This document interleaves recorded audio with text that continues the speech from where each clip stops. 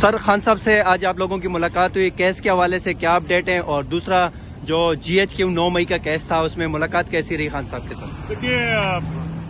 میری ملاقات تو نہیں ہوتی ظاہر ہے، میں تو وکیل ہوں تو ہر اس پہ پیش ہوتا ہوں. 2 کیس تھے آج، ایک توشہ خانہ 2، اس میں ایک پروسیکیوشن کا فارمل وٹنس ہے، اس کو کیا گیا ہے، اور دوسرا جو 9 مئی کا کیس ہے اس پہ جو آج جو فرد جرم جن لوگوں پہ رہتی تھی ان پہ فرد جرم عائد کی گئی ہے. عمران خان صاحب نے آج تفصیلاً بات کی ہے، ملاقات کی ہے پارٹی کے بہت سارے اکابرین سے، وہاں پہ آئے ہوئے تھے، اور عمران خان صاحب نے یہ میسج دیا ہے کہ ہمارے جو مسنگ پرسنز ہیں ان کو پارٹی کو زیادہ پرسو کرنا ہے، اور اس پہ قاضی انور صاحب کی سربراہی میں ایک کمیٹی بنا دی گئی ہے جو کہ 2-3 دنوں کے اندر اندر مسنگ پرسنز کے جو لوگ ہیں ان کو ڈگ آؤٹ کر کے، کیونکہ مختلف چیزیں آ رہی ہیں، مختلف فگرز آ رہے ہیں، تو آج خان صاحب نے ان کا یہ کہا ہے کہ یہ بنائیں. دوسری خان صاحب نے آج یہ کہا کہ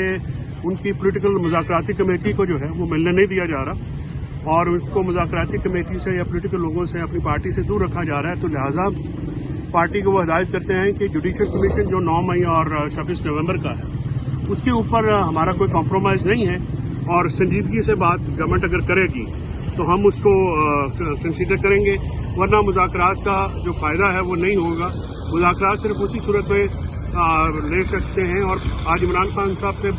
ایک سوال کے جواب میں اسپیسیفکلی کہا کہ وہ پاکستان کے لیے مذاکرات کرنا چاہ رہے ہیں، پاکستان کے فائدے کے لیے کریں. انہوں نے ذاتی فائدے کے لیے کبھی بات نہیں کی ہے، نہ ہی انہوں نے یہ کہا ہے کہ ان کو چھوڑنے کے لیے، ان کے کیسز کے لیے بات ہے. تو آج مذاکرات کی جو بات ہے وہ پاکستان کے لیے کر رہی ہے، اور حکومت اگر سنجیدہ ہے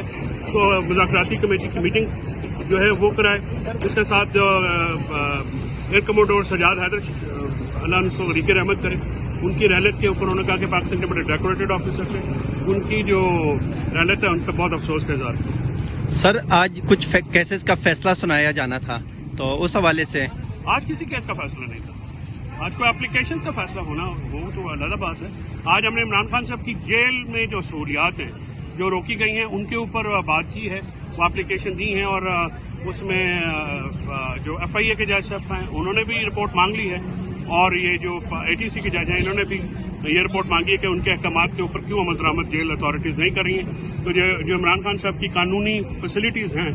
جو ان کے بچوں سے بات نہیں کرائی جا رہی، ان کا مالج جو ہے ان تک ایکسیس نہیں ہے، یا باقی جو معاملات ہیں ان کو ہم نے آج ریز کیا ہے. 2 اپلیکیشنز فائل کی ہیں، دونوں کے اوپر آرڈر ہو گیا. انشاءاللہ ایک فرائیڈے ہے، ایک 13 ہے، تو اس دوران انشاءاللہ اس کو مزید ہم اٹھائیں گے.